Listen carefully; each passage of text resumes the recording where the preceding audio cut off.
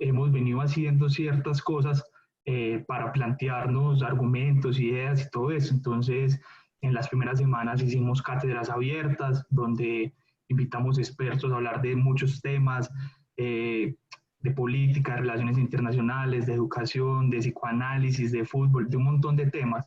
Nos planteamos también la creación de espacios de análisis de conflicto, también nos planteamos algo que se llama diarios de cuarentena, que es un espacio en donde las personas escriben cómo se han sentido en este confinamiento, sus experiencias.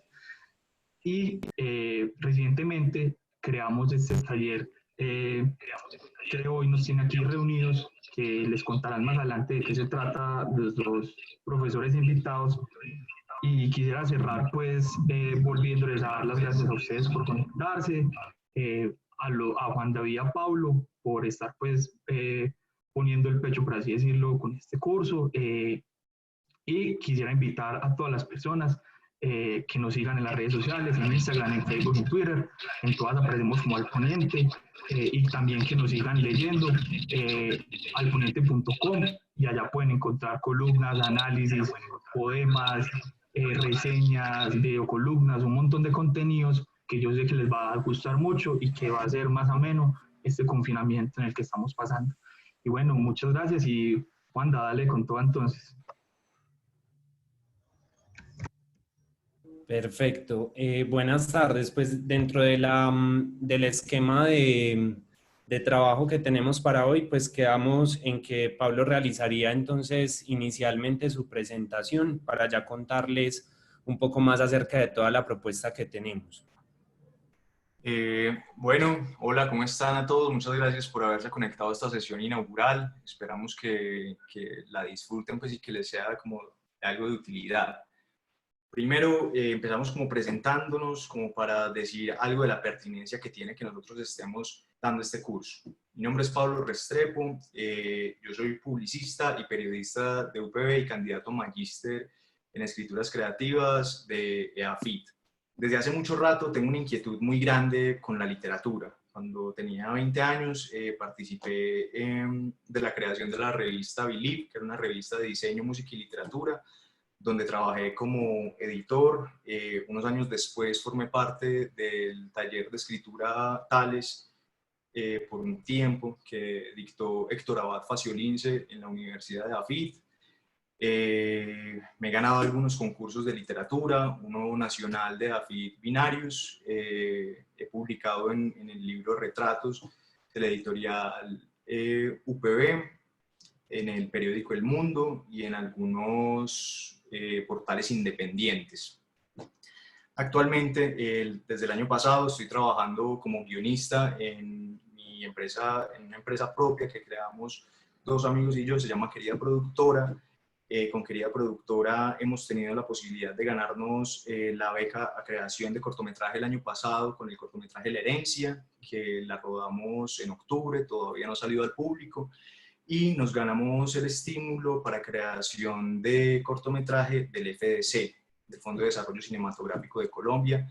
Con esa nos fuimos para Pogue, Bojayá este año, en febrero, a grabar Yo May de Amor. También está en proceso de finalización y ahora pues estamos un poco parados con todo esto, como todos, y esperando pues a seguir como trabajando en todo esto. Toda mi vida he trabajado en agencia de publicidad, entonces eso también ha hecho que de cierta forma fortalezca como ciertas habilidades de la escritura, aunque yo creo que la publicidad no tiene nada que ver con la literatura. Simplemente ha ayudado como a tener caliente la mano, pero por aparte he estado todo el tiempo con esta inquietud y la he intentado como profesionalizar de algunas maneras, porque es a lo que me gustaría y a lo que quiero seguirme dedicando. Entonces, con todo este contenido y con todo el bagaje pues, que yo tengo, es lo que quiero venir como a ofrecerles en este taller, y es como todas las bases conceptuales que tengo y también sensibles pues, para que trabajemos en este mes de creación y creemos unas vainas bien brutales. Ya si quieres, seguís, Juan. Perfecto. Bueno, también les agradezco pues a todos los que se conectaron con nosotros hoy. Realmente pues estamos muy contentos de la acogida de esta propuesta. Digamos que en la experiencia que hemos tenido, pues nos hemos dado cuenta de que finalmente hay unos puntos de articulación que tal vez aún no están del todo explorados en términos de qué puede haber de conversación, qué conversación puede haber entre el psicoanálisis y la literatura y particularmente en la creación literaria. Mi nombre es Juan David López Fernández. Digamos que me ha interesado mucho la literatura desde hace mucho tiempo. Recuerdo pues que la primera aproximación que tuve a la escritura fue cuando estaba en el colegio muy chiquito y pasó que hicieron un concurso de cuento y yo escribí un cuento que tenía que ver con algo que en ese momento, teniendo yo 9 años, pues me parecía bastante enigmático, que era digamos como el término de caballito de mar. Y recuerdo que hice un cuento en donde pues trataba de darle una explicación a esas palabras, en donde finalmente era que pues la tierra estaba desolada y entonces llegaba, solamente había un caballo y había una pececita y finalmente pues el caballo tomaba agua de mar y un día conoció a la pececita y pues empezaron a ser muy amigos y de ahí terminó saliendo el caballito de mar, ¿cierto? Algo pues que la anatomía que uno preserva cuando es chiquito, pues no daba como para calcular todo lo difícil que eso podría llegar a ser, pero que de algún modo cuando ahora uno piensa ya teniendo digamos otro recorrido desde el lado del psicoanálisis, permite digamos ver justamente cómo, por lo menos en mi caso, la escritura siempre fue un modo de poder responderme a unas preguntas que de algún modo la vida me iba haciendo o yo me dejaba cuestionar por eso.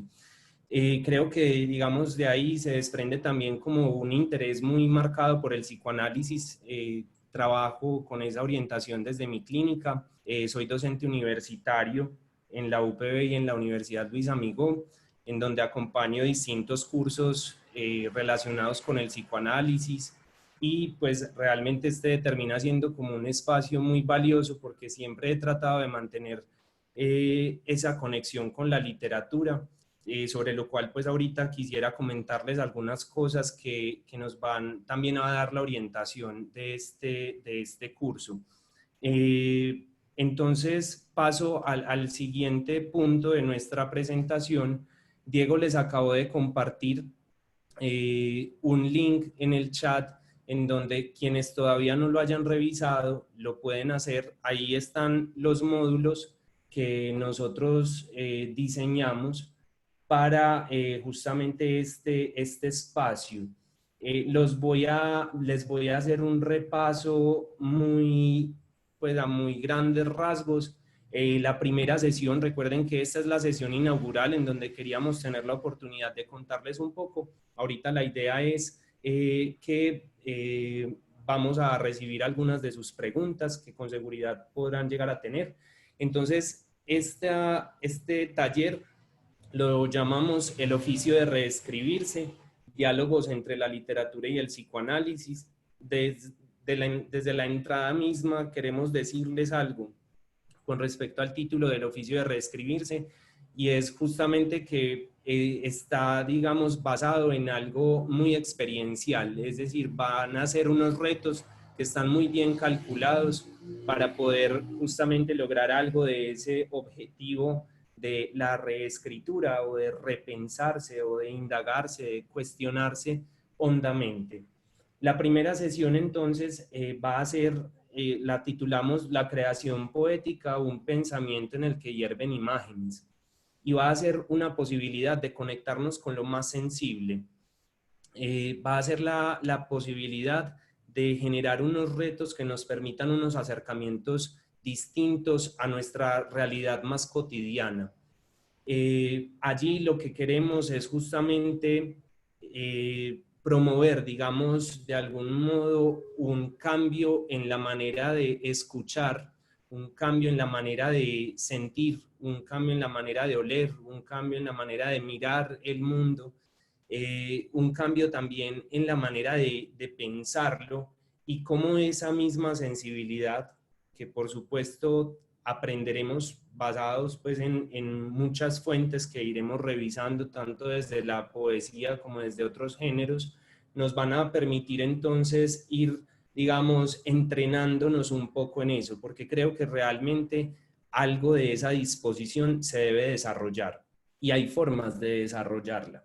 Entonces esa sesión se llama así. La segunda es, pues la verdad me encanta, es ese primer punto que citamos, lo encontré en una novela del escritor mexicano Jorge Volpi, que se llama El fin de la locura. Es una novela bastante interesante porque retoma, digamos, asuntos relacionados con figuras de los años 60 en Francia, que sabemos que fueron bastante prolíficos a nivel de la intelectualidad, porque estaba Foucault, estaba Lacan, estaba Althusser, estaba inclusive todavía el rastro de Sartre y de muchos otros autores, y justamente en esa novela me encuentro esta frase: uno es mucho, uno es muchos, y quien gobierna es invisible, porque es una novela en la que se retoma finalmente el psicoanálisis y el contexto inclusive político de esos años 60. Entonces, uno es muchos, la creación de personajes al interior de personajes. Ahí, la verdad, nos seguimos orientando por una perspectiva que desde Fernando Pessoa, un autor que no sé si conocen, pero que les recomiendo muchísimo, hoy revisando las notas pues, de los libros y demás para esta charla, encontré esta que me encantó. Cada uno de nosotros por sí solo es varios, es muchos, es una proliferación de sí mismos. Entonces, justamente lo que podríamos lanzar inmediatamente esa tesis, una de las cosas que nos enseña el psicoanálisis es que la presunta individualidad, que es decir, no es dividido porque es individuo, sino que de algún modo es completo y es hermético. Realmente el psicoanálisis lo que hace es demostrar lo que desde una literatura previa ya también se había hablado, y es como dentro de uno hay muchos que normalmente no conocemos, pero que nos hacen soñar, que nos hacen tener de algún modo una equivocación o un lapsus, como diría Freud. Entonces, la tesis que podríamos lanzar de entrada es: ¿qué podríamos hacer nosotros como escritores para, a partir de ese conocimiento que el psicoanálisis construye sobre la experiencia humana, crear un personaje? ¿Cómo crear un personaje que evidentemente tenga esa profundidad, que no es una profundidad ficticia, sino que sería más bien una profundidad que es acorde con la experiencia humana en la vida real, si es que es más real la que se vive presencialmente que ahora la que se cuenta en la ficción literaria? La sesión 3 es también un verso de Pessoa que encontramos en uno de sus heterónimos. Él tenía muchos, él era muchos y a todos les ponía un nombre distinto y cada uno tenía su propio estilo literario. Y particularmente, pues Cairo trae esta frase o este verso en uno de sus poemas: traigo al universo un nuevo universo, la creación de atmósferas. Hablábamos con Pablo porque esto ha sido pues un proceso muy bacano de diseñar como todo esto, y nos pegamos unas empeliculadas brutales mientras intentábamos ver como qué era lo que queríamos transmitir. Y decíamos que particularmente hay algo que que nos llamaba mucho la atención.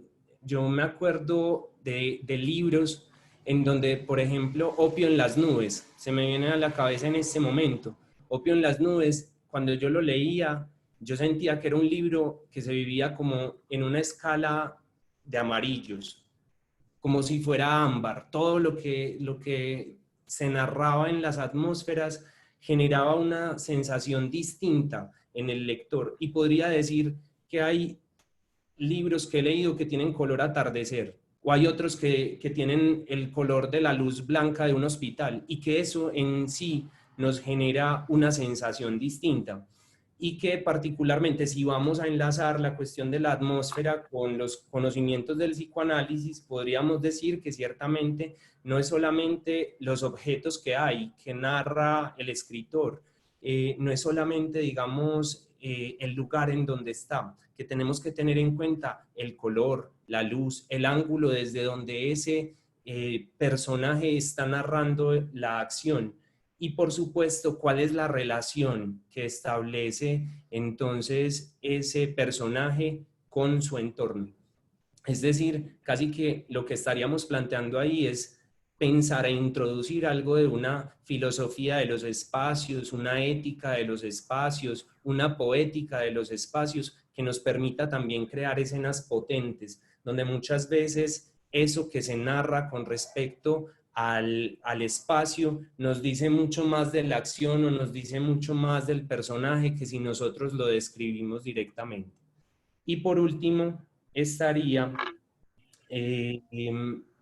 sesión 4, historia, acción y tiempo. El compromiso es con la ficción. Me encanta ese complemento del compromiso es con la ficción, particularmente porque hay un autor con el que yo estoy supremamente rayado, que se llama Juan José Millás. Él es periodista español, todavía vive y publica muchas cosas. Siempre recomendaré su lectura. Vamos a revisar textos de él en este espacio, porque hay algo muy interesante en él. A ese hombre le importa 3 pepinos, no voy a decir otras cosas porque me da pena, todavía no les tengo tanta confianza, pero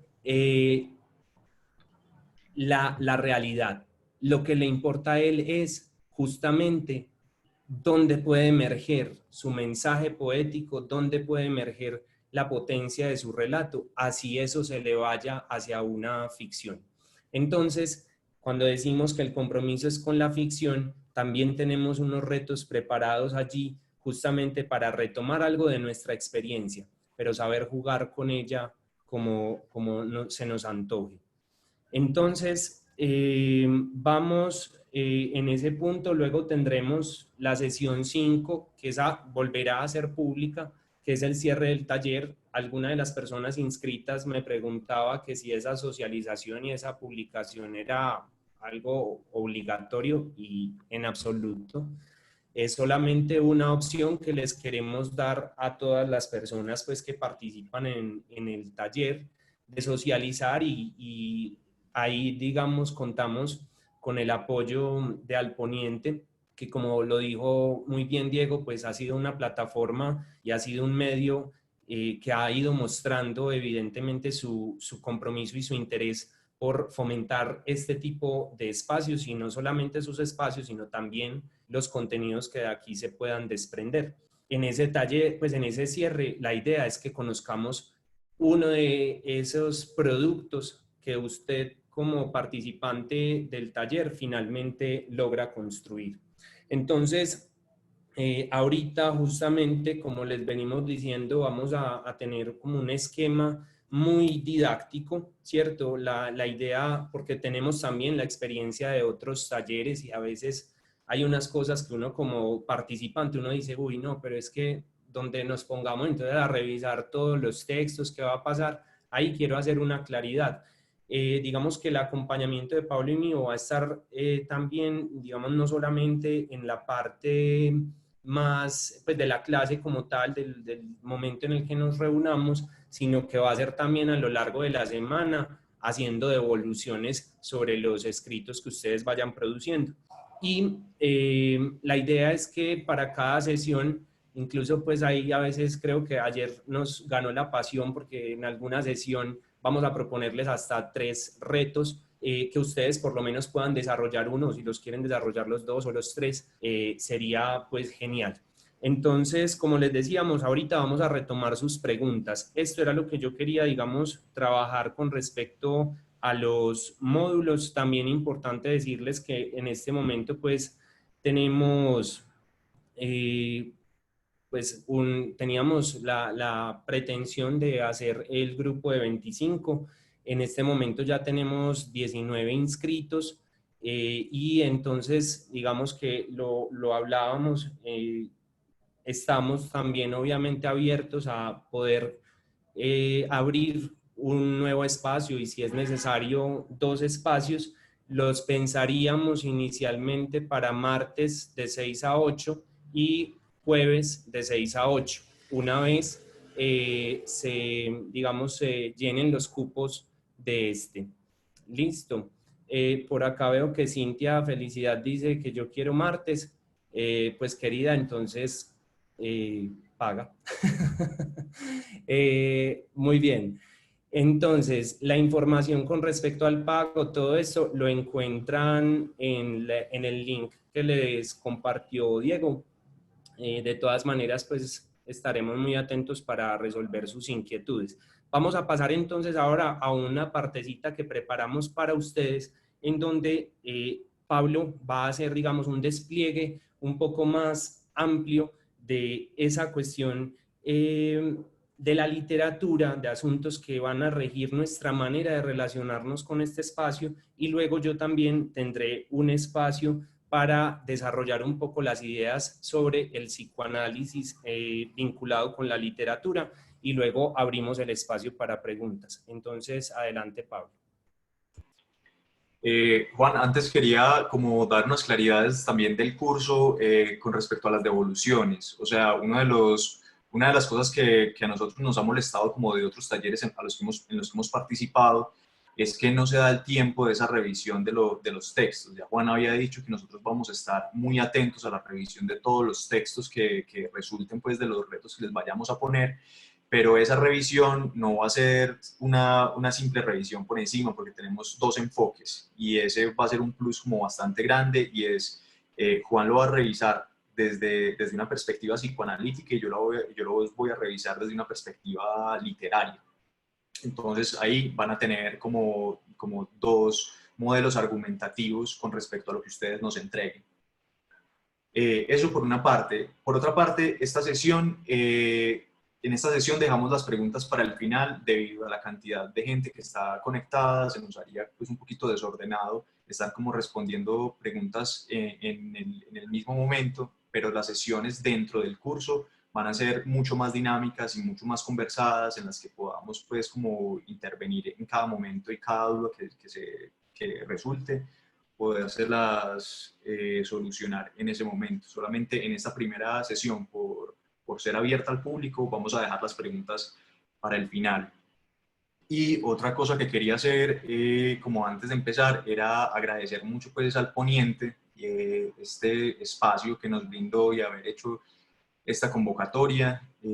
Nos encanta habernos unido como para crear este taller, y de verdad hemos estado un buen rato muy emocionados diseñando y hablando sobre todo lo que sobre todo lo que les queremos mostrar. Entonces yo voy a empezar. En este momento también voy a hablar como de un montón de escritores que posiblemente son muy antiguos. La literatura que vamos a leer dentro del curso va a ser pura literatura. Lo que les vamos a proponer es pura literatura contemporánea, pero con efectos de esto que quiero contarles, me toca retomar autores que son antiguos para esta historia. Entonces les voy a contar. Primero es una historia propia. Yo desde que era niño crecí principalmente entre las casas de mis 2 abuelas. Eran 2 casas muy grandes de un barrio popular, una con antejardín y patio, y la otra con 3 pisos, donde vivía toda la familia Restrepo, excepto yo. Vivía una familia por piso. Ambos lados de las familias eran increíblemente numerosos, y siempre las puertas estaban abiertas. Por esas casas pasaban nueras, tíos, yernos, sobrinos, curas, enfermeras y los trabajadores cuando algo fallaba en esas casas, y siempre estaba fallando algo allá. Y como suele pasar con todos los niños, yo era muy invisible para los adultos, ¿cierto? pero a mí eso no me molestaba tanto, porque esa invisibilidad permitía que cuando la gente se sentaba a hablar, cuando había unas conversaciones y yo estaba presente, la gente no tuviera ni vergüenza ni ningún tipo de culpa. A mí eso me encantaba porque yo podía escuchar todo lo que ellos decían. Lo que estaba haciendo en ese momento era simplemente chismosear y me gustaba mucho, a mí me encantaba y me gusta todavía mucho. Toda esa gente se sentaba con un tinto, con una mazamorra, con una aguapanela, a hablar de sus vidas y de las vidas de otro montón de gente que yo no conocía y que de pronto sí conocía, y así mi infancia se llenó de un montón de nombres que todavía los tengo en la cabeza. Chichi, Susto, La Monja, Doble Troque, Mejeje, Las Divas, gente del barrio pues que yo también conocía, y que saber esas vainas íntimas de sus vidas me exacerbaba pues la curiosidad, me la desbordaba y me la complacía cuando estaban en esas conversaciones. Entre tanta gente también venían como ciertas músicas, porque todas eran con músicas distintas, tangos, vallenatos, salsa, ranchera, despecho, baladas, y todas esas historias me entraban también por los oídos. Paralelo a eso, y antes de saber escribir, a mí me gustaba mucho decirle a mi mamá dictarle a mi mamá unas historias. ¿Qué le dictaban a las historias? Los chismes que yo escuchaba en las casas de mis abuelas. Y historias donde ella era la heroína y yo era como un heredero de la valentía de ella. Esas historias, esos dictados no tenían ningún valor estético, no querían crear una ficción en sí misma, no querían crear un cuento, sino que eran más bien un vehículo para yo decirle a mi mamá cuánto la quería, y no tienen ningún tipo de valor en sí mismas, más allá que uno sentimental, pues para mi mamá en este momento creería. Pero si vemos bien, el impulso de escribir venía antes de la escritura misma, antes de saber escribir. Por otro lado, parte de eso, estaba el apartamento donde yo vivía con mi mamá. En ese apartamento había 2 habitaciones pequeñas y en la mía había una biblioteca fija en la pared. En esa biblioteca había un montón de libros de los que yo no tenía ni idea cuál era su valor, porque eran de pasta dura, y yo al principio lo que hacía era abrirlos y poner uno sobre otro y hacía castillos con esos libros de pasta dura. Yo jugaba mucho con ellos. En ese tiempo yo no leía. Cuando era niño yo leía los libros de Escalofríos y los de Torre de Papel, creo que se llamaba esa editorial de niños que tenía varios colores. Pero me gustaban mucho las historias de terror. Y no fue sino como hasta los 11 años que tenía que hacer un trabajo del colegio en vacaciones que me encontré con un libro que creía que era de terror, Crónica de una muerte anunciada. Ahí me sonaba que eso era de terror. Y yo me lo empecé a leer, me di cuenta que no era de terror, pero lo que me encontré ahí me fascinó. Me terminé ese libro en 2 días, hice el trabajo que tenía que hacer y le pregunté a mi mamá que si tenía otros libros ahí, pero que sí pudieran ser de terror. Y me dijo que Edgar Allan Poe tenía un cuento muy bueno que se llamaba El corazón delator, que era de terror. Y me regaló este libro, los 11 años, de la editorial Plas y Janés, que todavía me acompaña, que me va a acompañar todo lo que alcance. Y me leí ese cuento, perdón. Les voy a leer el principio. El corazón revelador. De veras, soy muy nervioso, tremendamente nervioso. Lo he sido siempre. Pero, ¿por qué decís que estoy loco? La enfermedad ha agudizado mis sentidos, pero no los ha destruido ni embotado. De todos ellos, el más agudo era el del oído. Yo he escuchado todas las cosas del cielo y de la tierra y bastantes del infierno. ¿Cómo entonces he de estar loco? Atención, observad con qué salud, con qué calma puedo contaros toda esa historia. Es imposible explicar cómo la idea penetró originalmente en mi cerebro, pero una vez concebida me persiguió día y noche. Motivo no había ninguno. Nada tenía que ver con ello, la pasión. Yo quería al viejo, nunca me había hecho daño, jamás me insultó, no deseaba su oro. Creo que era su ojo, sí, eso era. Uno de sus ojos se parecía al de un buitre, un ojo azul pálido, con una catarata. ¿Cuántas veces caía ese ojo sobre mí? Se lava mi sangre, y así, lentamente, gradualmente, se me metió en la cabeza la idea de matar al anciano y librarme para siempre, de este modo, del ojo aquel. Yo me acuerdo que yo leí eso y quedé fulminado porque era un tipo de terror que yo no conocía hasta el momento. Y era una vaina que se me abría completamente nuevo. Esto no hablaba de fantasmas, no hablaba de monstruos, no hablaba de nada sobrenatural. Hablaba de un terror que yo no conocía y era un terror propio, era un terror que tenía que ver con el ser humano. Era la maldad. Y siguiendo leyéndolo, yo me acuerdo que tenía es que cuando me terminé de leer el cuento había un corrientazo impresionante, porque me impresionaba ese latir del corazón debajo de las tablas, que punzaba en la conciencia del personaje e hizo que él confesara el crimen que había cometido, que confesara que había matado al viejo. Y me impresionaba esa frialdad con la que en el primer párrafo él confiesa que mata al viejo sin ninguna razón más que le incomodaba el ojo que tenía. De ahí, a mí me empezó a gustar escribir y empecé a escribir muy mal y nunca he parado de hacer esto, de escribir y de leer. Muchos años después, en mi proceso de terapia psicoanalítica, que ya lleva casi 6 años, descubrí que todo esto, esas historias que me contaban en la casa de la abuela, los libros en la casa de mi mamá, las historias que yo le dictaba a mi mamá, y después en la adolescencia los libros que me leí y las ganas de escribir, tenían un mismo objetivo. Todo ese amor por el chisme, la literatura, la historia, el cine, el periodismo era la misma. Saber quién es el ser humano y por qué carajo se comporta como se comporta. Que en últimas es saber quién soy yo y por qué puta soy como soy. Me di cuenta ya de adulto que todo eso, lo que estaba buscando era una manera de expresarme, un vehículo y herramientas expresivas para darle forma a eso que todavía no sabía llamar y que aún estoy en la búsqueda de encontrar cómo saberlo nombrar. Pero entonces para eso empecé a ahondar mucho más en ese gusto y a ver cuál era la importancia de la palabra y sobre todo de la palabra escrita. Me tocó andar mucho más en esa inquietud y ver cómo para el humano en general la palabra es fundamental, definitiva y determinante. Y esa es la historia que les voy a empezar a contar.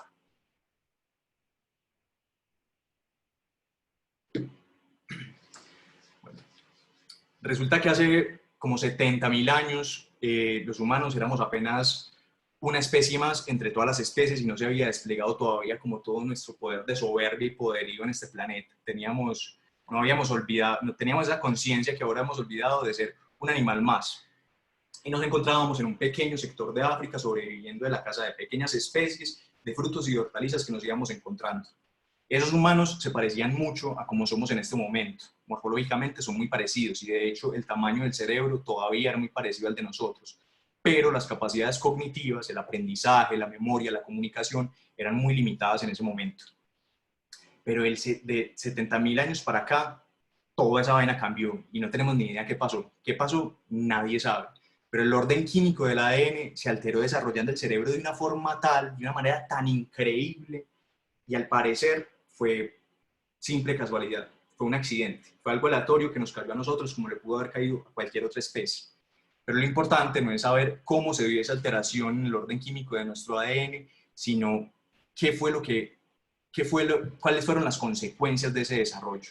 Resulta que de 70.000 años para acá, entre 70.000 y 10.000 años para acá, pasamos de ser una especie de animalitos más a inventarnos barcos, lámparas de aceite, telas, agujas, los primeros objetos de arte y joyería.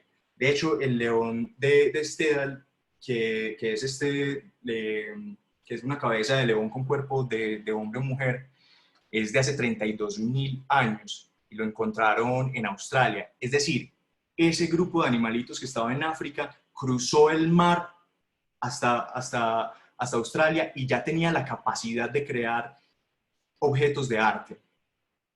Y no solo se quedaron allá, se fueron para Asia Occidental, después para Europa del Norte y posteriormente para América por el estrecho de Bering. Pero entonces, ¿qué fue lo que hizo? ¿Cómo resulta una especie de animales tan pequeña, tan normal, para empezar a migrar de esa forma y a crear de maneras tan increíbles?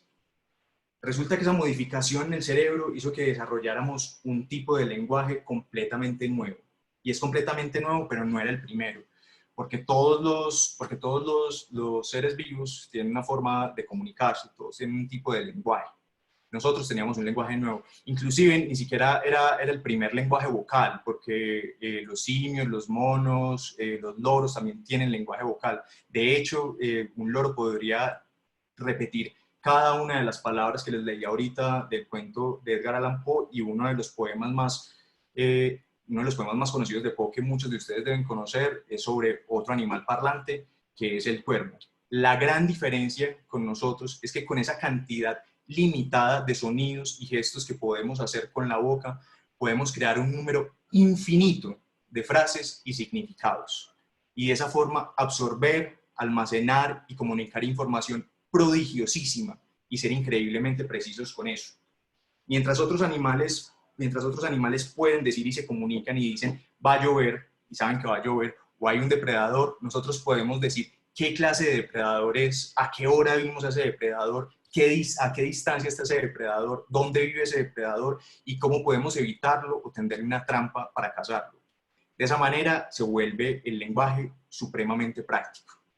Y otra forma que se desarrolló bastante como con nuestra capacidad social es que nuestro lenguaje evolucionó como una variante del chisme, porque eso permitió la cooperación social a grandes escalas. El chisme, chismosear, esa práctica que parece ser tan inútil y tan perniciosa, es fundamental para la cooperación entre las comunidades. Piensen que en una comunidad de 50 personas hay una posibilidad de más de 1000 relaciones, es decir, 1000 relaciones complejas en las que hay amores, odios, tensiones sexuales, cachos, envidias, megalomanías. Entonces el chisme era fundamental para saber entre ellos en quién podían confiar, en quién no podían confiar sin necesidad de perder mucho tiempo. De hecho, ese tipo de comunicación, ahorita que les hablaba del chisme, ese tipo de comunicación, si nosotros pensamos nuestra comunicación actual, WhatsApp, redes sociales, correos electrónicos y los periódicos, en su mayoría son chisme. Pero estos solamente fueron 2 vehículos, esos solo fueron 2 vehículos en los que se fue refinando el lenguaje, pero no fue lo que hizo que las sociedades tuvieran el poderío y que el humano tuviera el poderío que tiene en este momento y que el cerebro se desarrollara de la forma que se desarrolló. No fue la precisión de poder decir ahí viene este depredador, ni cómo, ni dónde, ni el chisme que ayudaba como a cooperar entre sociedades, sino, y esta vaina me parece increíblemente hermosa, porque es algo que nunca se ha registrado en ninguna otra especie, que solamente tenemos nosotros y que la historia del hombre es el refinamiento de esto. Es la posibilidad de hablar de cosas que no existen para nada, la capacidad de inventarnos historias, la posibilidad de imaginar. Una ardilla nunca va a entregar una nuez si le prometen que después de que se muera va a tener 1000. Nosotros sí. Leyendas, mitos, dioses, religiones, repúblicas y héroes nacieron de cuenta de eso, y así grandes grupos de personas que no tenían nada que ver, que no se conocían de nada, que no tenían cómo chismosear, lograron cooperar entre ellas.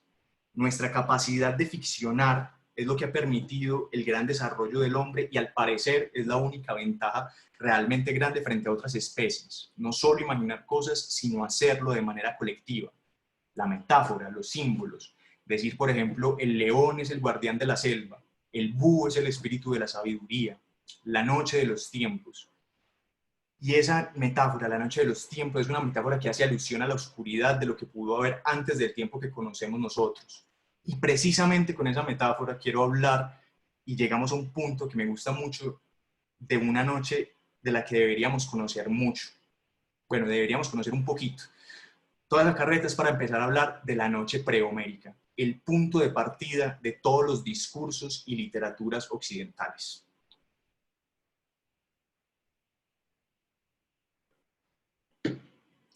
Resulta que la historia de la literatura occidental comienza con un gran misterio, los poemas homéricos. De lo que hay antes de los poemas homéricos no tenemos ni una sola noticia, ni la tuvieron los más eruditos escritores de la antigüedad, Heródoto o Aristóteles. Casi como si no hubiera un solo intento de literatura antes de Homero. Y a pesar de eso, todo en la Odisea y en la Ilíada, la riqueza verbal, los recursos narrativos, la musicalidad de los versos, la complejidad de la forma, todo nos asegura que eso no es un primer ensayo de literatura, sino una culminación. No tenemos ni idea si Homero realmente existió, si Homero fue un hombre o si fue un grupo de hombres.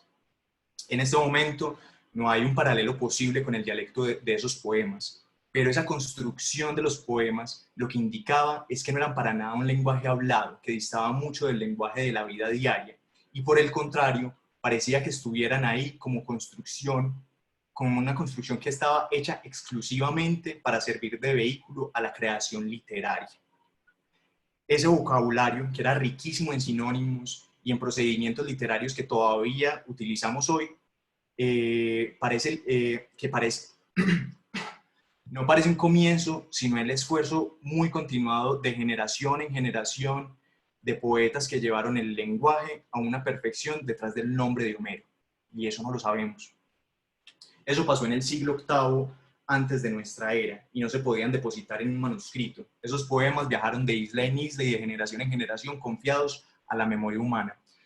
Al parecer se los confiaban a los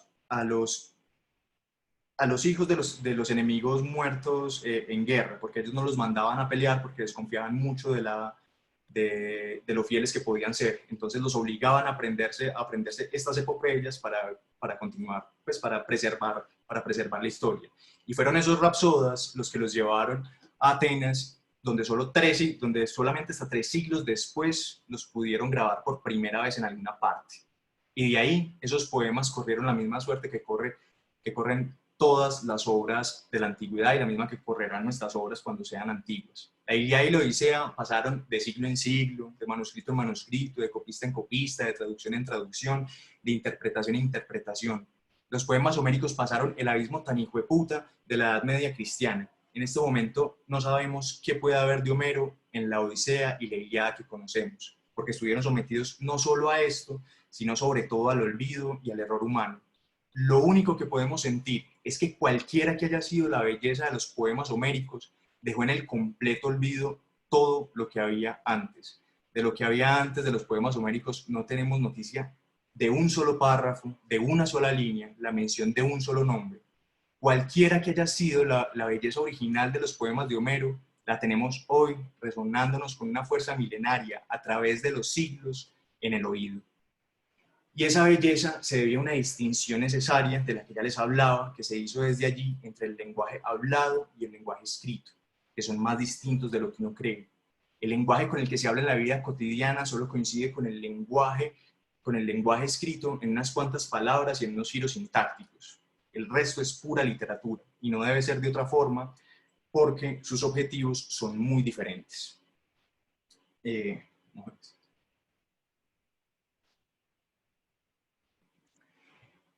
lenguaje oral es esencialmente práctico, es este que estamos utilizando acá, porque busca una comunicación inmediata y se da a través de frases dispersas entre 2 o más interlocutores. Llamadas, respuestas, órdenes, exclamaciones, lamentos, oraciones y vainas muy interrumpidas en las que normalmente el contexto, la situación o la entonación es lo que da el sentido de lo que se quiere decir. El lenguaje literario, por otra parte, por muy baja que sea la pretensión estilística o artística del escritor, siempre fluye en un continuo de frases, periodos, párrafos estructurados en una totalidad de un texto. Es decir, escribir es pensar en orden. Entonces, difieren en sus objetivos. A los fines prácticos del lenguaje oral se opone la intención ordenadora y estética de la literatura. A todos los interlocutores del lenguaje oral se opone un autor único. Y a todos esos matices de la voz, las gesticulaciones, todo esto que yo hago con las manos, se opone el silencio de lo escrito. Y a todas las pausas de la vida y a las interrupciones de la vida está el continuo de la narración. La narración siempre es continua. La vida en la narración siempre está ahí. Y ese esquema literario está sobre todo fundamentado en algo que nosotros tenemos muy metido en el cerebro y es la concepción del ritmo. Es un principio que se dio primero en el verso, pero que lo que nosotros conocemos como rima, pero que luego tanto prosa como poesía se convirtieron como en una lengua extranjera ante el idioma hablado. La poesía por eso cuando nosotros nos enfrentamos a una novela, a un cuento, a un poema, sentimos que eso está escrito en una vaina diferente a como nosotros hablamos. Así no habla nadie, pero es una vaina hermosa. De aquí les voy a leer un fragmento de la deshumanización. Esta es una niña que apenas está, una adolescente, que apenas está como que está descubriendo la literatura y dice esta belleza sobre las palabras. Y volvíamos a los libros, a leer todo de nuevo, y solo reparábamos en las palabras. No queríamos saber nada de las historias, prestábamos atención a las palabras para saber cómo se decían las cosas, porque algunos libros parecían perfumar el lenguaje, otros lo ensuciaban y otros lo ignoraban. Los libros podían ser atentos o desatentos en el modo como contaban.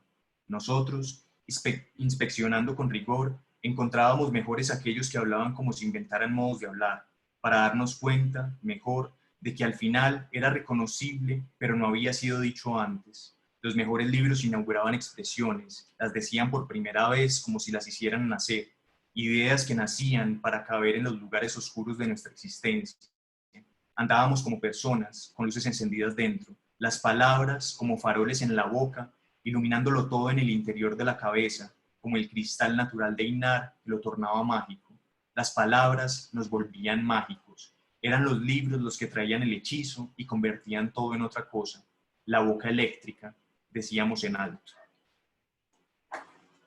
Aquí ella está haciendo una apología a las palabras y a esa forma de los libros, de las palabras que parecen solamente utilizadas para el lenguaje escrito y que al final de cuentas es lo que nos abre un montón la cabeza y nos da un panorama mucho más amplio de cómo podemos definir todo, no solamente lo que somos, sino lo que nos rodea.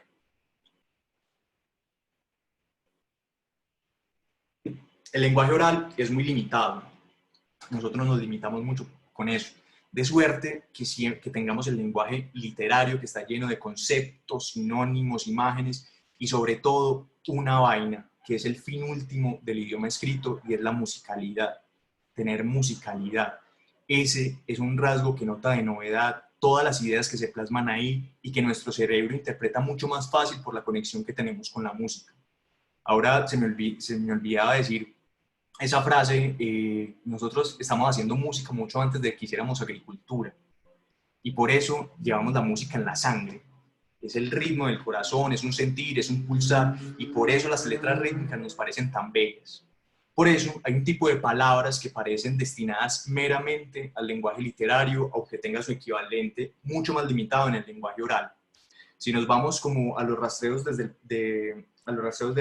principio de nuestro idioma, si nos vamos al latín, encontramos que terra, mare, stella, mors, plaga, sagis, sirven para designar en el español actual unas palabras en la vida cotidiana, la tierra, el mar, estrella, muerte, herida, pero también tienen su equivalente mucho más sonoro, océano, deceso, fallecimiento, y como esas, la literatura está plagada de expresiones que parecen excluidas del habla. Palabras con las que escasamente hablamos, pero que son increíblemente bellas. Adjetivos como telúrico, sideral, letal, cruento, estelar, que hacen también referencia a esas palabras en latín que les estaba diciendo ahorita.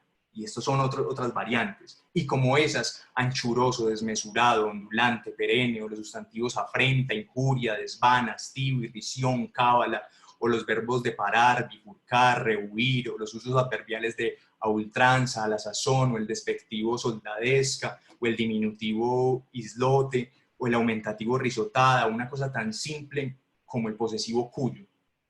A mí, por ejemplo, me gustan mucho las palabras explosivas, desmán, bombombún, hijueputa, y así millares de otros sustantivos, adjetivos, adverbios, conjunciones e intersecciones. La riqueza de todos los idiomas, no solamente del español, es en gran parte patrimonio de la literatura.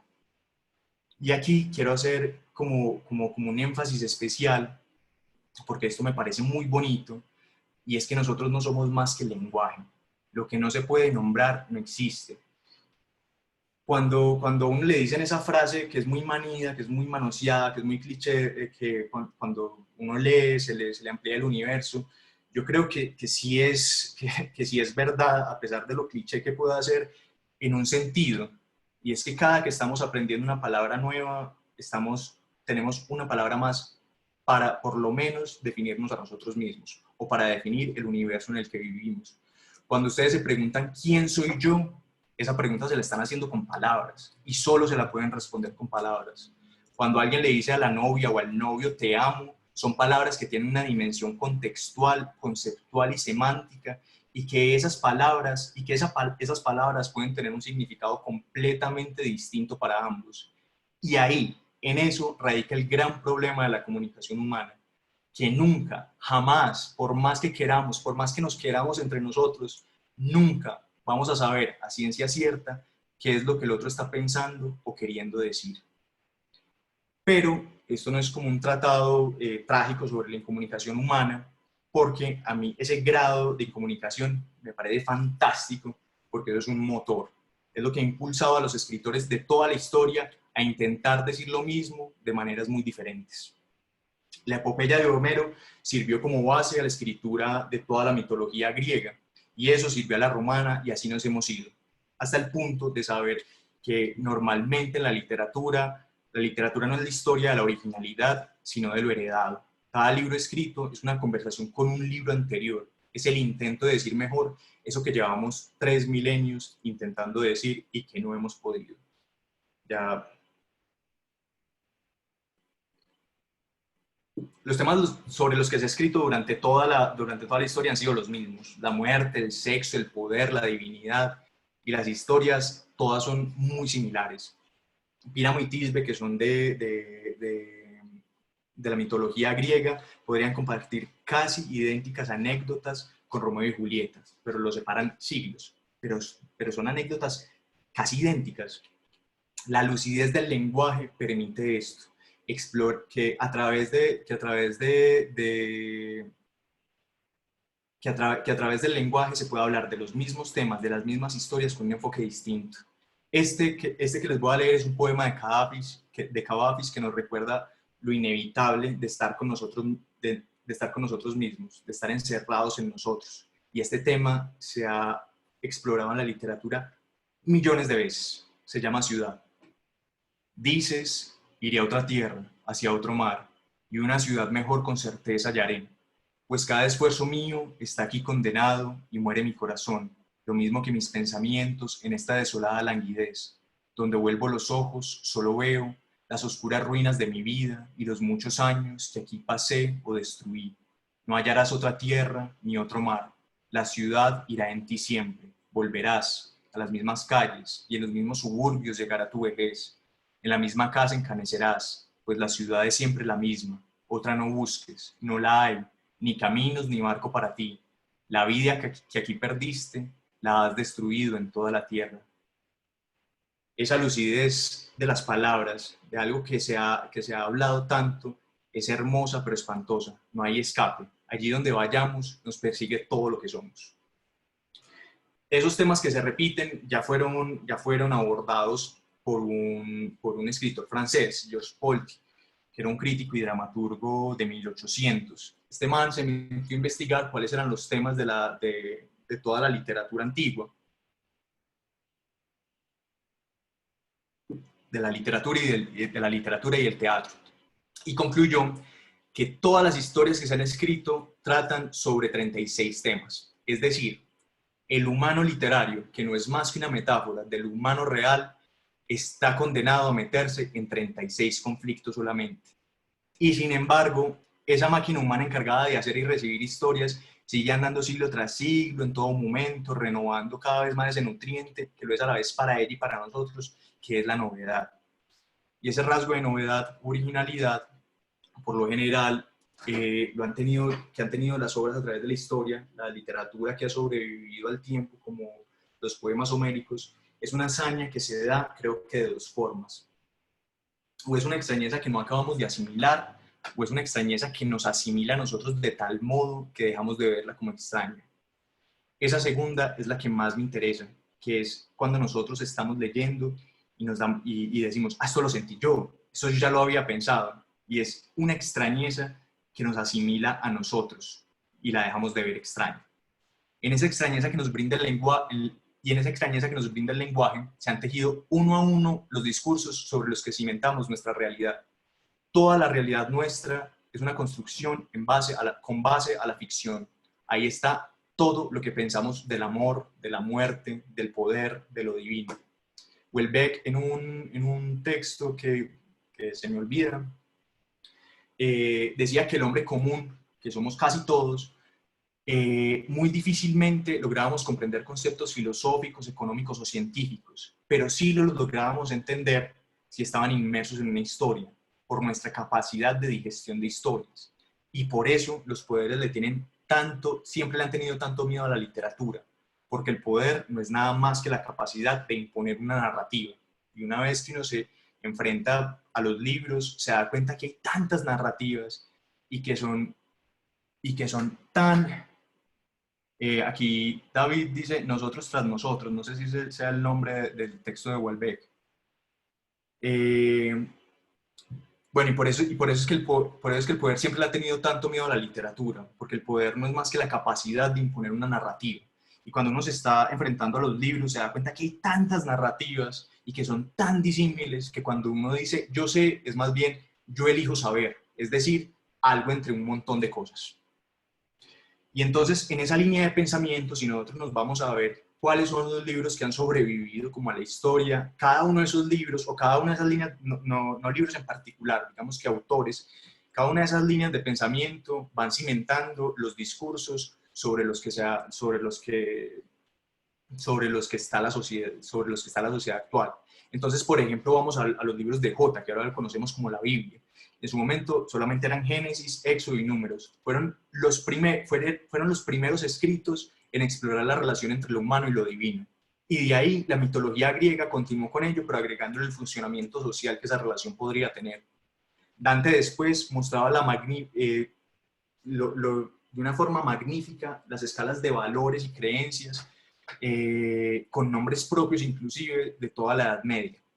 Y después Shakespeare, que es quizá uno de los más grandes al lado de Homero, creó una belleza impresionante, porque fue una belleza que se la bajó al pueblo, donde reflejaba todas las energías sociales de la época, como si fuera una telenovela, donde el pueblo pudiera darse cuenta de lo que estaba sucediendo durante el Renacimiento inglés y cómo el trono jugaba de manera ridícula con ellos. Y uno se remite a eso y, por ejemplo, ve los consejos que Polonio le dio al hijo Laertes, y siguen siendo como consejos que le dieran a uno los papás en este momento. Les voy a leer un pedazo de eso. No desboza tus pensamientos ni ejecutes nada inconveniente. Sé sencillo, pero en modo alguno vulgar. Los amigos que escojas y hayas puesto a prueba, sujétalos. Los amigos que escojas y hayas puesto a prueba, sujétalos a tu alma con aros de acero, pero no encallezcas tu mano con agasajos a toda camarada recién salido del cascarón. Cuidado con entrar en peleas, pero una vez en ellas, obra de modo que el contrario se guarde de ti. Presta a todos tu oído, pero a pocos tu voz. Oye las censuras de los demás, pero reserva tu juicio. Que tu traje sea tan precioso como lo pueda comprar tu bolsa, rico pero no vistoso, pues la ropa muchas veces revela la condición. No pidas prestado ni prestes, pues el prestar hace perder al tiempo el dinero y al amigo, y el pedir prestado embota el filo de la economía. Y sobre todo esto, sé sincero contigo mismo, y a ello seguirá como la noche al día, que no podrá ser falso con nadie más. Y después de todo esto, nos llega el español, el siglo de oro español, con sus dos grandes exponentes, y con una pregunta fundamental que es ¿qué es la realidad? Y de ahí sus dos grandes exponentes, el primero Pedro Calderón de la Barca, con un poema que se llama La vida es sueño, que es la historia de un príncipe que se llamaba Segismundo, y muy a propósito pues ahora de la cuarentena. Segismundo vivió encerrado toda su vida en una torre, hasta que lo encontró una princesa que iba con un vasallo caminando. Escucharon los lamentos de Segismundo y lo sacaron de la torre y lo pusieron a gobernar. Y se dieron cuenta que este man era un megalómano, un ególatra y mezquino como él solo. Lo tuvieron que volver a encerrar en esa torre. Cuando Segismundo entra a la torre, ya toda su vida se queda preguntando si lo que vivió afuera fue real o fue un sueño. Y de ahí ese verso como tan conocido de que es la vida un frenesí, que es la vida una ilusión, una sombra, una ficción, y el mayor bien es pequeño, que la vida es un sueño y los sueños sueños son. El segundo, y que es el más grande de todos en español, Cervantes con el Quijote. Y ahí hay una pregunta fundamental, que es una pregunta por la realidad. ¿Qué es la realidad? Y de hecho, por eso su personaje es un man que se vuelve loco por las novelas de caballería, no se vuelve loco, él vive en las novelas de caballería porque está obsesionado con eso. Y por eso es tan difícil responder de qué se trata el Quijote, porque es que el Quijote trata de absolutamente todo, tiene de todo y es un homenaje a la literatura. Y esto es una forma de decir que la literatura, más que de la vida misma, se nutre de la literatura. En el Quijote uno encuentra novela, novela breve, cuento, ensayo, poesía y un montón de temas que apenas hoy estamos empezando a rescatar. Los derechos de un montón de gente. Hay transexuales, feministas, gente que defiende el medio ambiente. Luego nos llega la literatura a este continente, a América. Luego nos llega la literatura a este continente, América. Y resulta, por ejemplo, cuando llegaron los cronistas de Indias, Antonio Pigafetta, un navegante florentino que acompañó a Magallanes en el primer viaje alrededor del mundo, decía que cuando llegó aquí veía cerdos con el ombligo en el lomo, que el primer nativo que encontraron y le mostraron un espejo se volvió loco solamente con ver su reflejo, que había árboles de los que colgaban testículos por los árboles de aguacate. Y ese español que nos llegó con nuestras preguntas propias. Y es un total enigma, un enigma que era totalmente impresionante para Europa, y es la naturaleza, algo que a nosotros nos atañe totalmente. De ahí Alejo Carpentier, el escritor cubano, crea en el continente el término de lo real fantástico, y es donde la realidad nuestra, debido a la naturaleza, esa extrañeza esa extrañeza de lo natural, se presenta para el viejo mundo como toda una fantasía. Y más adelante salen dos de los libros más grandes de la literatura latinoamericana, que son colombianos además, y es muy raro porque nosotros no somos de una tradición de escritores ni de lectores. El primero es La Vorágine, que es una descripción sumamente bella de la naturaleza, y el segundo, ustedes deben saber cuál es, que es el que termina de pulir ese concepto de lo real fantástico de Carpentier y lo vuelve el realismo mágico. 100 años de soledad con Gabriel García Márquez, un pueblo y una familia que se convierte en una metáfora de la historia de toda América Latina. Y no solamente el tema es sobre América Latina, sino la forma en la que está construida, unas frases larguísimas que se anteponen como a esa forma de construcción supereconómica a esa forma supereconómica del idioma sajón. Muchos años después, frente al pelotón de fusilamiento, el coronel Aureliano Buendía habría de recordar aquella tarde remota en que su padre lo llevó a conocer el hielo. Esa forma de explorar la ficción también era forma de explorarnos a nosotros. Y llegamos a la literatura actual, que está intentando hacer lo mismo que estaba haciendo el Quijote hace muchos años, y es romper todas esas barreras con los estilos. Es que sea una escritura híbrida, sobre todo para explorar el tema que le importa a la literatura de ahora, y es la autoficción, la ficción del yo, que es en últimas la que queremos explorar dentro de este curso.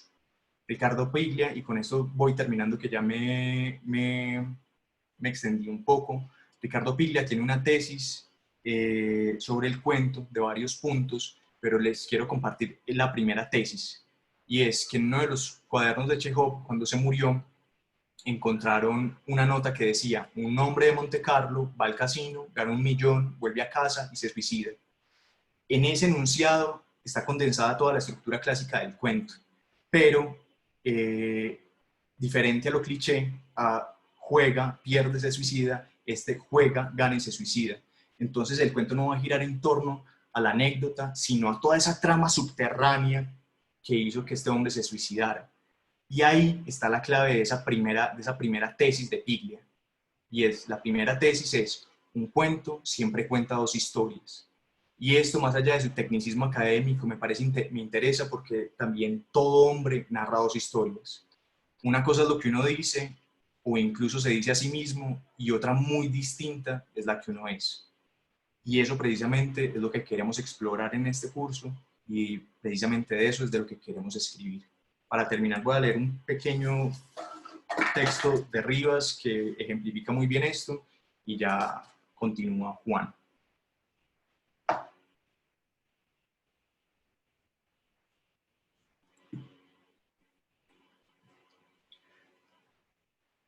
la primera persona en persona.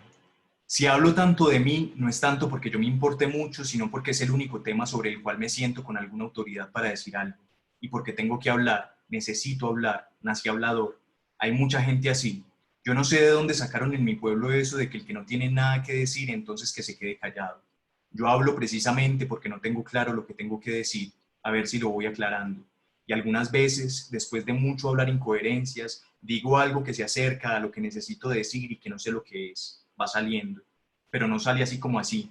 Eso que necesito decir es huidizo y está hecho de palabras aporreadas y temerosas que no quieren dejarse ver, o que me gobiernan en secreto desde la oscuridad sin que yo sepa su nombre y se aterrorizan ante la sola idea de que las descubra. Cuando uno empieza a hablar, las palabras asustadizas se esconden, se acurrucan calladas en el rincón más oscuro, para que uno no las vaya a ver. Por eso es que hablo y hablo, de todo y de nada, de cosas que no existen y que existiendo no son verdad, de cosas que me imagino o sueño, de cosas que ni siquiera sé, de cosas que ni me importan y de las que ni siquiera me doy cuenta de que estoy hablando. Y hablo para que las palabras apaleadas, su miedo es tan terrible, tan profundo, que estoy seguro de que en algún momento fueron brutalmente apaleadas, se sientan en confianza, entre amigos, viendo que uno es de donde ellas viven y que las deja salir como son, sin que les pase nada. Entonces, cuando las palabras acurrucadas se dan cuenta de eso, se empiezan a desenroscar lentamente, asoman la cabeza y después de mirar que no hay palos o golpes a la vista, empiezan a pronunciar su nombre. Se dicen a sí mismas. Sale, por ejemplo, la palabra rabia. Saca un poco la cabeza, mira a los lados y luego de titubear unos segundos dice en voz baja, con pudor, rabia. Y algo alumbra en ese momento. Con decirlo a la palabra se le desinfla el pecho y como que se tranquiliza un poquito. Son palabras muy nerviosas, hay que saberlas tratar. Por eso hay que hablarles mucho. Yo hablo escribiendo, así, con estas letras que voy organizando y que ustedes van leyendo, lo que me da la ventaja de que nadie se ve obligado a aguantar mi presencia y cualquiera puede escabullirse en mitad del primer párrafo sin que yo me dé cuenta y sin sentirme ofendido.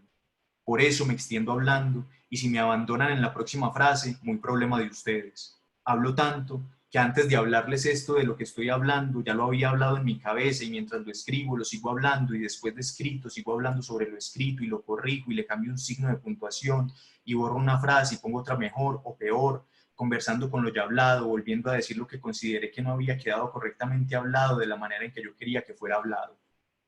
Y siempre yo, ven, como ustedes, pero en mi caso, soy yo el que siempre está dentro de mí, buscándose el nombre, viendo a ver cómo es que me llamo en realidad, hablando y hablando y hablando de mí. Soy la primera persona en persona. Ya, muchas gracias. Juan, continúa. Bueno, pues a ver, teniendo en cuenta pues el desarrollo que ya nos ha presentado Pablo y teniendo también presente pues que queremos sobre todo compartirles el día de hoy el reto con el que iniciaríamos el curso la próxima semana, voy a hacer un desarrollo muy puntual relacionado con lo que les decía acerca de la relación entre literatura y psicoanálisis. Digamos que esa relación es una relación tensa históricamente. ¿Por qué? Porque ustedes con seguridad, no sé qué tanto saben de psicoanálisis, pero creo que ha sido, digamos, un concepto que se ha instaurado en el discurso popular cuando se habla, por ejemplo, del complejo de Edipo. Y el complejo de Edipo como tal es, digamos, una tragedia griega que de algún modo uno podría decir cómo Freud establece entonces algo estructural para todos los seres humanos a partir de una tragedia griega. Es una pregunta interesante. ¿Qué es lo que Freud encuentra, por ejemplo, en ese texto que lo ve replicado en su clínica? Porque entonces esa es una de las primeras claridades. Entiendo que aquí hay personas que son psicólogos, que inclusive pueden tener una relación muy cercana con el psicoanálisis, pero sé también que hay otros que no. Entonces, podríamos decir que el psicoanálisis como tal tiene 4 ejes fundamentales delimitados por Freud. El primer eje es que funciona como una teoría del funcionamiento del aparato psíquico humano, ¿cierto? Es decir, de algún modo es la manera en la que se ordena esa teoría que se logra construir a partir de ese segundo eje, que es el método terapéutico, es decir, una manera de aproximarse a unos fenómenos clínicos, particularmente del siglo XX, XIX, finales del XIX, en donde Freud logra de alguna manera configurar una nueva manera de explicarlo, ¿cierto? Ciertos fenómenos que particularmente con las enfermedades mentales, como las denominamos ahora, pues no eran explicables bajo otros métodos de la medicina de ese momento. Y también el otro eje, el tercero, sería un método de investigación, porque ya habiendo desarrollado un método terapéutico, habiendo desarrollado unos conceptos ligados a ese método y a lo que se va encontrando allí, con esos conceptos y con ese método, que ahorita vamos a hablar un poquito porque va a ser muy importante para nuestro curso, se logra hacer una serie de investigaciones. Y también fue un interés de Freud pensar cómo eso que se revelaba en la experiencia individual de uno de sus pacientes se iba de alguna manera perfilando como un fenómeno que también tenía una repercusión social. Es decir, que empieza Freud a trabajar con el concepto de inconsciente, con el concepto de pulsión, con el concepto de repetición, de transferencia, en la manera, por ejemplo, en la que concibe el amor. Y entonces hay una fuente que yo les recomiendo muchísimo, son las cartas de Einstein y Freud, en el que Freud pues Einstein le pregunta cómo podría Freud explicar la guerra, y Freud le responde con un texto maravilloso que se llama así justamente, ¿por qué la guerra? Es decir, que de algún modo hay también un esfuerzo por dar cuenta de fenómenos ya un poco más culturales, más macro, a partir de lo que se encontraba en su clínica individual. Ahora bien, volviendo, digamos, a esa relación entre la literatura y el psicoanálisis, vemos entonces que hay dos maneras de relacionarse. Por un lado, estaría cuando el psicoanálisis, ya con sus conceptos construidos, iría a explicar, digamos, las obras literarias, ¿cierto? Esa es una vía posible que ahorita desarrollo más. Pero realmente ese no fue el primer eje. El primer eje fue Freud en la configuración del psicoanálisis, yendo a las fuentes literarias, que retoma muchos textos, por ejemplo, como obras de Shakespeare, obras de las tragedias griegas, y de algún modo, como ya lo decía, intenta extraer de allí algo de lo estructural. Entonces, vemos allí que es un psicoanálisis, es decir, es un lector que se ubica en la posición de analizante, ¿cierto? Es decir, que de algún modo también permite la emergencia de eso inédito que pueda aparecer en la obra literaria, pero me corrijo, se ubica en la posición de analista, es decir, que no trata de en ningún momento dotar de sentido, sino más bien escuchar qué de esa obra nos puede aportar.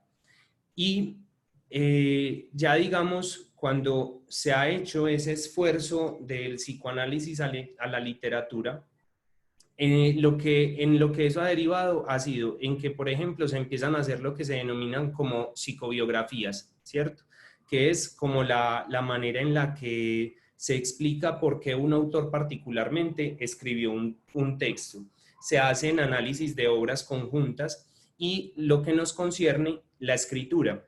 Cómo, de algún modo, uno podría hacerse esta pregunta. No sé si conocen, si han leído a Milan Kundera, es uno de mis escritores favoritos. Y siempre en todo curso de personalidad, de teorías de la personalidad, donde empezamos a trabajar con cómo el psicoanálisis puede comprender la personalidad, siempre recomiendo un cuento.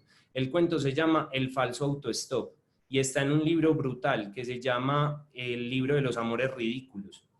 Y allí, por ejemplo, uno podría hacerse esta pregunta: ¿Milan Kundera habría podido crear los personajes a los que ni siquiera les pone nombre, pero los describe de una manera, narra lo que hacen de una manera que uno no le queda duda de que ese hombre es ese hombre y esa mujer es esa mujer?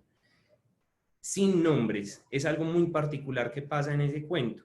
Uno podría decir, hombre, Milan Kundera hubiera podido escribir eso sin que el psicoanálisis existiera. Yo creo que no, porque esos personajes, como están configurados, la manera en la que él explica también los procesos internos en el psiquismo de esos personajes, tal vez no hubiera podido ser posible sin el psicoanálisis.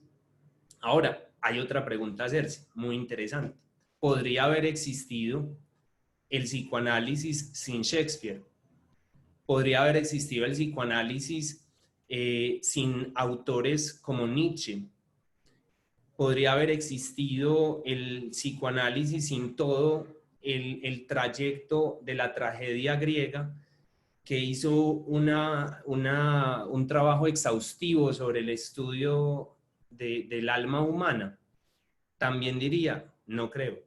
Es decir, aquí vamos viendo cómo no se trata de poner a alguien o a un saber o a una teoría por encima de otra, sino que evidentemente en esas rupturas históricas que trazan ciertas teorías o que trazan ciertas obras literarias, ya no se puede volver a ser el mismo. Después de que sabemos de la existencia del inconsciente, y si usted está pendiente de eso, y si usted analiza sus sueños, y si usted se escucha cuando se equivoca o escucha al otro cuando se equivoca, eso le cambia la manera de ver el mundo, porque ciertamente ya de algún modo no tenemos los mismos recursos para orientarnos. Les decía ahorita que el método del psicoanálisis es algo que nos sirve mucho para este taller. El método creado por Freud se llama asociación libre. Y realmente no sé tampoco si saben de psicoanálisis y han ido donde un psicoanalista. A nadie le sobra. Yo creo que una de las experiencias más extrañas que yo he tenido en mi vida como ser hablante es entregarme a la palabra sin pensar en absolutamente nada de lo que estoy diciendo. Y eso no es fácil. Se tienen que vencer, como dice Freud, muchas resistencias. Pero entregarse al bla, bla, bla, entregarse a lo que a uno se le vaya ocurriendo, parece más difícil de lo que uno se imagina. Normalmente nos dicen, piense antes de hablar. Y el psicoanalista lo que te dice es, hable antes de pensar. Hable antes de que ese pensamiento venga a cortarnos realmente lo que está en su inconsciente. Entonces, ¿por qué les digo que eso va a ser muy importante? Porque uno podría también trazarse una pregunta, hombre, ¿desde dónde escribo yo? ¿Yo escribo entonces desde el saber acumulado a nivel teórico o escribo desde mi sensibilidad y escribo desde lo que se me va ocurriendo? Lo que les vamos a proponer es que hagamos un ejercicio en principio de asociación libre, ¿cierto? En términos de permitirnos escribir todo eso que queremos escribir. Y otro punto ligado con eso es que independiente de lo que vayamos a escribir, después vendrá la interpretación y tal vez podremos llegar y decir, como uno dice en análisis, oíste, a mí, ¿por qué me ocurrió eso? ¿Cierto? Eso que dice de mí, ese texto tan raro que yo escribí, ¿qué dice de mí? Ahorita estuve pensando mucho y a propósito de lo que nos comentaba Pablo, el fragmento sobre el sueño, me pareció algo muy interesante. Yo atiendo a un hombre, es economista, y me pareció muy llamativo cuando en una consulta yo le dije, recuerde, en las primeras le dije, recuerde que en este espacio los sueños tienen su valor, y 2, 3 sesiones luego llega y me dice, quiero contarle algo porque usted me dijo que los sueños eran importantes en este espacio. Resulta que yo estaba en un parqueadero de un centro comercial en donde normalmente voy con mi esposa. Y entonces yo estaba allí e iba a salir del parqueadero y de un momento a otro apareció un cortejo fúnebre de un carro negro y un montón de personas vestidas de negro. Entonces él en el sueño dijo, no, pues me va a tocar salir por otra parte. Y cuando se fue a la otra parte, llegó un cortejo fúnebre, pero esta vez era una camioneta blanca y todos los que acompañaban ese cortejo fúnebre estaban vestidos también de blanco. Entonces él empezó a caminar desesperado porque siempre que iba a salir de un punto se le atravesaba la muerte, ¿cierto? Una muerte negra, una muerte blanca, pero de algún modo él no podía salir de ahí. Y pasó que ahí se despertó. Y Lacan, por ejemplo, tiene una frase, es una de mis favoritas, está en mi top 5 de frases favoritas de psicoanálisis, que dice, despertamos del sueño para seguir dormidos al deseo. Y creo que ese delirio en el que nosotros entramos cuando soñamos nos da pie a pensar, y por algo les dije que era economista, porque normalmente sabemos que hay una imagen como de, no, es que solamente esto de la creación literaria es para personas que tengan una sensibilidad poética o artística, y yo les digo, un economista tuvo ese sueño. Es decir, esa capacidad creativa la llevamos todos adentro.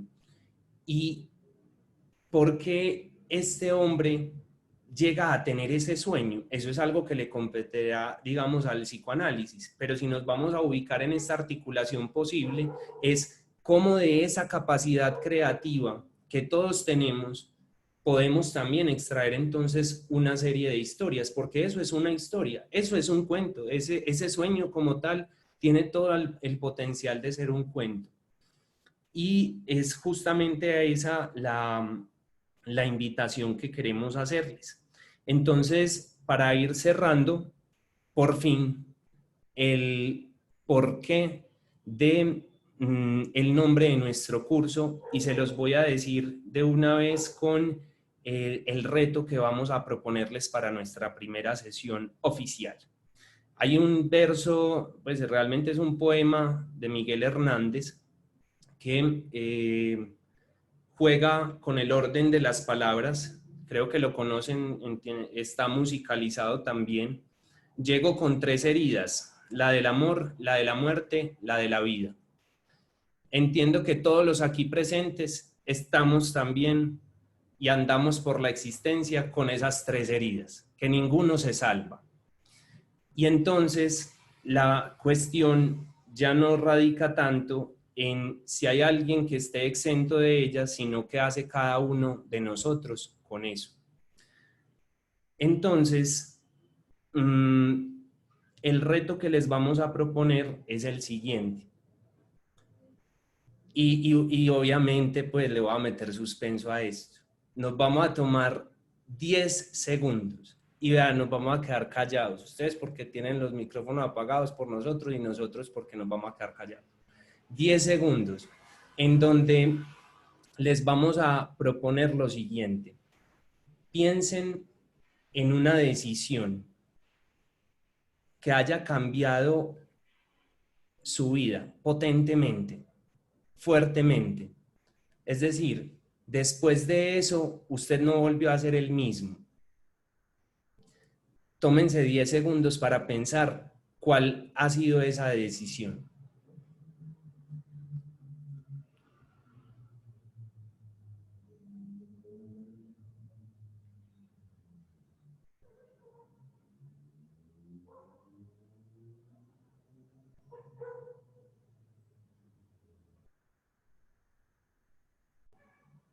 Muy bien, supongo que ya algo se les ocurrió. Y apelando a los mecanismos de la asociación libre, es probable que hayan también sentido algo de censura, como, ay, sí, fue esta, o no, la verdad esa no fue tanto. Pero si se les ocurrió la primera, es la primera. Entonces, el reto. La idea es que entonces van a hacer una presentación de ustedes, van a hacer una narración de qué hubiera pasado donde usted hubiera tomado la decisión contraria a la que realmente tomó. Es decir, que en la próxima sesión, cuando nos reunamos, usted se va a presentar como quien no es y como quien tal vez ya no será, porque usted tomó otra decisión. Ese es el reto que les queremos plantear para la próxima sesión. Y dice María Alejandra, a pesar de que esa decisión esté ligada tal vez con tabúes, sí, no hay ningún problema. Es más, ahí es donde hay que hacer énfasis. De la primera que les ocurrió. Muy bien. Vamos a tener entonces ese reto, una cuestión un poco logística. Vamos a tener para quienes se inscriban, por supuesto, ya el curso como tal, una carpeta en Drive en donde vamos a tener, porque me habita una hermosa obsesión, una carpeta que diga documentos, donde hay una subcarpeta que dice psicoanálisis, literatura, y dentro de psicoanálisis con seguridad habrá otras subcarpetas para que tengamos, digamos, una guía muy rápida. Y por último, decirles que obviamente pues vamos a tener una carpeta en donde van a estar, digamos, no sé cómo la vamos a nombrar, pues textos, y a partir de ahí una subcarpeta para cada uno de los participantes en donde Pablo y yo vamos a tener la posibilidad de entrar como tal a revisarlo. Muy bien.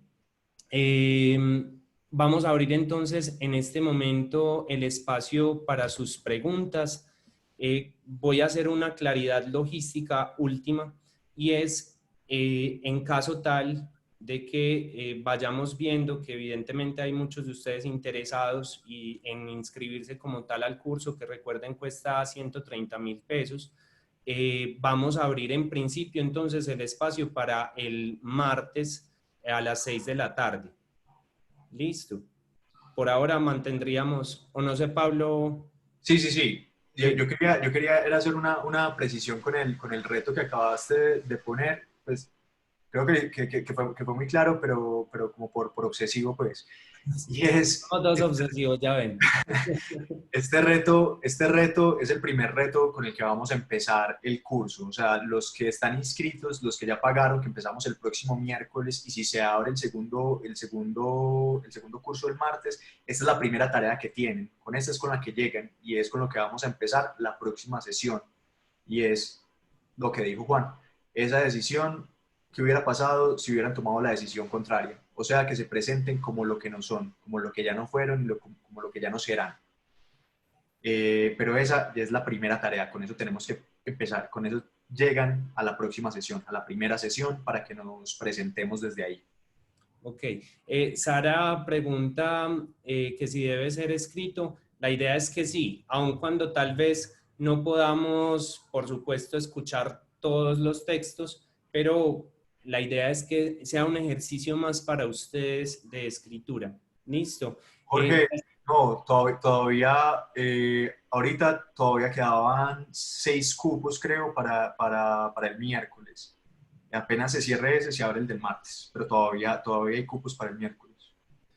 Diana, nos pones en una situación un poco tensa cuando nos pedís un ejemplo del ejercicio, pero les tengo el ejemplo y no va a ser mío, obviamente, porque todavía no les tengo tanta confianza. Nos la tendremos dentro de 8 días. Vean, les voy a compartir una cosa que me encontré ayer, la cosa más hermosa del mundo. Se llama Hernán Cassiari, no sé si lo conocen. Hernán Cassiari es un escritor argentino. Les acabo de compartir el link para que vean un video de 4 o 5 minuticos. Se llama Tetas y es un momento, una situación límite que él llega a tener cuando tenía como 7 años, en donde él tenía más tetas que todas las niñas de su salón, y entonces se ve confrontado por eso real de su cuerpo que se impone, y hay que ver cómo lo resuelve. Y eso es donde él dice, donde yo no hubiera tomado la decisión de hacer un chiste ahí, mi vida sería completamente diferente. Entonces, esa es una buena manera. Muy Juan, bien. también hay un libro, no me acuerdo cómo es que se llama, de Héctor Abad, el que salió después del Olvido que seremos, que yo creo que es posiblemente el libro que más me gusta de Héctor Abad, que es un libro periodístico, y hay un capítulo entero que se llama Los ex-yoes futuros, los ex-yoes futuros, y ahí plantea toda una teoría de eso, o sea, los yoes que yo hubiera sido si hubiera tomado una decisión distinta. Excelente, esa es la vía. Muy bien. Recuerden entonces una cosa, en la información, pues en la página que ya les dimos, está la información. Por favor, cuando hagan el pago, me lo envían a mi WhatsApp, que también ahí aparece. De todas maneras, pues para facilitar las cosas, también se los voy a copiar acá. Nos dan el nombre y el certificado pues del pago. Vengan, ¿qué otras preguntas tienen, pues? Mira, ahí preguntó Juliana Uribe cuántas sesiones y cuál es el horario. Son 4 sesiones de clase, el horario es de 6 a 8 los miércoles. Si se abre un segundo grupo va a ser los martes en el mismo horario. Y hay una quinta sesión que va a ser nuevamente abierta al público, donde vamos a mostrar como como la creación final del curso y lo que se va a publicar en el portal de Alponiente. Sí, vale. Pregunta que si es un escrito libro, es decir, puede ser un cuento o a manera de biografía, como Lo que quieras. quieran. Toda la insurrección que necesites. Ahora, solamente les vamos a pedir una cosita y es que estos ejercicios traten de limitarlos un poco en el desarrollo que nos van a presentar. Una cosa es lo que usted quiera escribir y si le sale pues ahí, yo no sé, una novela, alguna cosa, pues maravilloso. Pero para nosotros para poder hacer una muy buena revisión y un acompañamiento muy cercano, tratemos de que sea máximo una página y media, ¿cierto? Preferiblemente una página por escrito. Juliana también.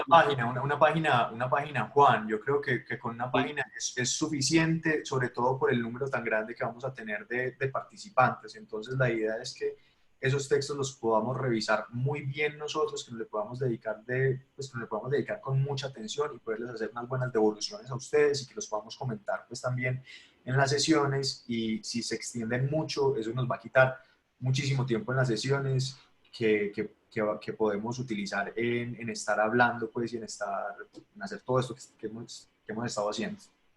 listo. Mirar, Dale, dale, Diego. no, ya, el texto que tan largo, corto debe ser. Ajá. Bueno, ¿es necesario tener algún conocimiento previo? No, no, nada, absolutamente nada. De hecho, pues pensamos que la idea es como, pues uno no tiene, antes entre menos uno se adhiera como a conocimientos previos y demás, mucho mejor. Y bueno, por acá ya tenemos, dicen que 25 personas, aún hay cupo. Mira, en este momento he estado recibiendo que hay algunos que ya se han inscrito. La verdad, me queda un poco difícil saber si ya están los 25, entonces, pues podríamos de algún modo indicarles por los correos que ustedes dejaron inscritos, pues finalmente la decisión. De todas maneras, lo mantendríamos martes 6-8 y miércoles 6-8 en caso de que ya se abran 2 grupos. Y en caso de que se abran 3, pues porque, ¿por qué no? Sería para el jueves igual, 6-8. Por acá también Paola preguntaba, finaliza el 17 de junio. Ya te voy a decir porque eso lo teníamos ahí en la programación.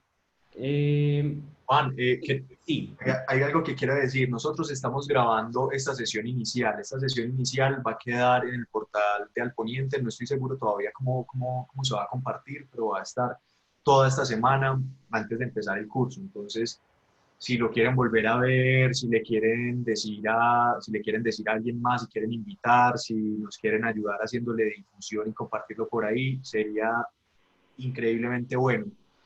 Va a estar ahí colgado toda esta semana para que lo vean y lo compartan y hagan con él pues lo que quieran. Listo. No, no importa lo del nivel cero, insisto en eso. Antes dense la oportunidad. Muy bacano que esto, aquí de algún modo la libertad que nos permite hacer esto de forma independiente es que es un espacio para ustedes, no para cumplir ningún objetivo académico ni nada. Mira, Emma Sabina me dijo, respondió cuál es el libro de Héctor Abad que se me olvidó y se llama Traiciones de la Memoria, el libro que se me olvidó. Se llama Traiciones de la Memoria. Ahí hay un capítulo entero que se llama Traicionó la memoria. Los ex-yoes futuros. Bueno, Juan Mauricio, gracias. La misma energía para vos. Ojalá te puedas inscribir. Ahí ya Diego les confirmó pues de nuevo el link para hacer la inscripción. Y María Alejandra, bacanísimo. Esperemos que sea un espacio muy, muy chévere. La verdad tenemos muchas expectativas y muchas ganas como de mantener este espacio con ustedes. No, no sé si tienen Luz Amparo, qué dicha que estés por aquí, querida. Creo que voy a soñar con ese reto, pues es que es un reto fuerte. Remueve, yo creo. ¿Alguien más tiene alguna pregunta o nos vamos a comer? Vamos a grabar todas las sesiones. Manu, sí, sí. Vamos a grabar todas las sesiones, pero solamente las vamos a compartir con las personas que están inscritas. Esta la vamos a hacer pública con el fin de que podamos seguir difundiendo el taller. Y por supuesto, porque así ustedes no lo crean, en este momento nos ven desde Suiza. Un saludo para mi prima lejana, Marta Cecilia. Y ella pues la tenemos muy trasnochada en este momento, pero no creo pues que quiera hacer todo el taller así de trasnochada. Entonces también para personas que ustedes sepan pues que viven en otros países y quieren compartir con nosotros, se las enviamos. Nos envían entonces el enlace de la próxima sesión al WhatsApp o al correo. Bueno, importante pregunta, Paola. Les queríamos proponer a quienes ya se inscriban hacer un grupo de WhatsApp. Eso nos facilita muchísimo la comunicación, somos muy respetuosos, no mandamos memes, ni cadenas, ni violines, solamente, digamos, información relacionada con el curso. Aquí Diego les comparte el WhatsApp mío, cualquier cosa me lo pueden escribir por ahí. ¿Qué valor tiene el taller? 130.000 pesos, dividan eso por 4, realmente por 6, con posibilidad de publicación y bueno. A mí me parece regalado, a mí me parece muy regalado. Sí, sí, a mí también, Pablo, estamos en la onda. Bueno, listo, no, cuenten con que quienes ya pagaron y están inscritos, hacemos el grupito de WhatsApp. Bien, ¿alguna otra pregunta? Bueno, entonces no siendo más y... bueno, dale Jorge, en el último segundo. Con gusto. Los no iniciados suena como a logia. Sí, pero Jorge, ¿cuál es su pregunta? Ok, el objetivo para el reto para la próxima sesión es un texto de una página en donde usted diga, narre, qué habría sido de usted si hubiera tomado la decisión contraria a la que tomó en un momento particular de su vida. Y el objetivo, como cada sesión va a tener retos que les vamos a proponer. Y al finalizar, usted ya podrá elegir cuál de esos textos publicará en Alponiente si lo desea hacer, o hace su propio proyecto de libro y empieza a trabajar con él. Listo, Jorge. Con mucho gusto. Muy bien, entonces ahora sí, estamos entonces en contacto y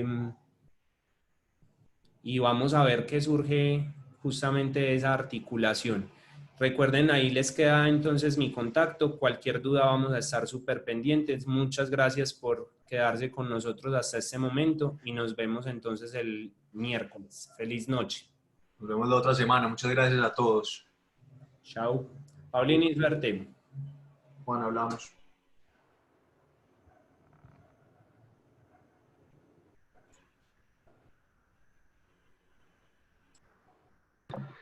¿Todo bien, Wanda? Dieguini, suerte. Nos vemos. Wanda, muchas gracias.